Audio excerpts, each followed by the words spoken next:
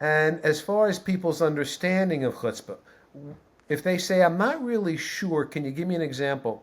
I might say something like, if I was to say to you, I'll tell you, that woman, the company she built, when you learn about what she went through to get there, you realize what kind of chutzpah she had. People say, oh, I get it now. You're talking about discipline or grit or determination. I said, those are good synonyms to start.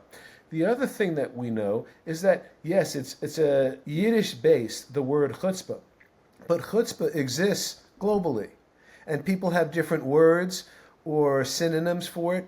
I was speaking with, well, somebody in Oklahoma. I was Hmm. doing a training session for the sales team for this company. In New York, in LA, in Chicago, I can say, hey, anybody here familiar with the word chutzpah? A number of hands will go up. If it's New York, almost all the hands will go up, and probably a couple of fistfights will break out too. But that's another issue. Yeah. But I did it in Oklahoma, and I wasn't sure what would happen. And 4 or 5 hands came up, and I was like, "Whew, somebody's actually one has the courage, and they're going to tell me." And they had reasonable definitions. And then one person said something that I loved, the synonym.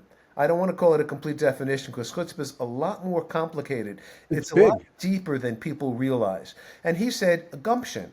And I said, what a great word to capture the idea that, hey, I'm not a quitter. No, I'm gonna move. that's a big part of it. Yes, Gumption is a big part of it. yes. And then even I was being interviewed by somebody who asked me, are you familiar with the word sisu? Sisu.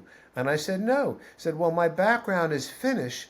Sisu sounds a lot like chutzpah. Well, you're the definitions, what we've been talking about. And I said, I didn't even know they spoke Yiddish in Finland. So it's a little unexpected over there. So, but the key here is everybody gets it, everybody recognizes it. They go, oh, that was a bit more courageous. So, how do you really come to a definition? Walter, how would you define chutzpah? I'm a little more crass in my definition of it. It's somebody that's got balls, somebody Okay. that's going to take the bull by the horns and try to ensure that they get what they want. In my opinion, I've heard it used from a negative perspective as well as a positive perspective. And I think that helps define the word with that it makes it a big idea when other people can have various interpretations that are all kind of centered around the same thing, but they come around and they're just slightly different for a different lens.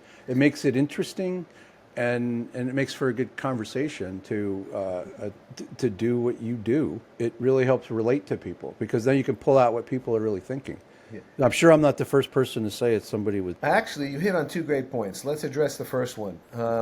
The crass, what you describe as crass, I describe as equal opportunity because we all Thank you. know a lot of women have balls, have chutzpah. Yes.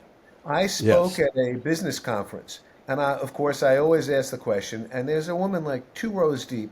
As soon as I asked the question, her hand shot up. I immediately said, "Yes, what is it?" And she just goes, "Balls," and the entire audience lost it. And she was the successful founder of a company that was growing. So we get it when we see it. The other piece you said, which is really interesting, chutzpah can have positive and negative components. You can think Yep. in terms of good chutzpah and bad chutzpah. I actually have identified, every time I think about it, there are different types of chutzpah. In my book, I write about 6 different types, along with my more thorough definition of chutzpah. The good and bad, because that confuses people. There are people who said to me, no, chutzpah is arrogance, it's deceit, it's not being truthful. My response is, chutzpah is a skill set. And we can all Oh. misuse the skill sets that we have. And they said, well, what do you mean? And I said, let's assume you and I both decide the way those unicorn companies in Silicon Valley are hiring coders, I'm going to take courses in programming, I'm going to get certified, and I'm going to get a great paying job from one of those companies because the thing they most need right now is coders. You and I might take that course together. When we're done, you end up creating wonderful app algorithms to help businesses track the efficiency of new products or the distribution, what's working, what isn't, what marketing seems to be resonating with clients. You might create apps for people to do their expense reports on their phone. These are all examples of using that software development, that programming skill. I might choose, with that exact same skill set, having gone through the same courses you did, to create ransomware. It's the same skill set. It's the ethics of the person behind it.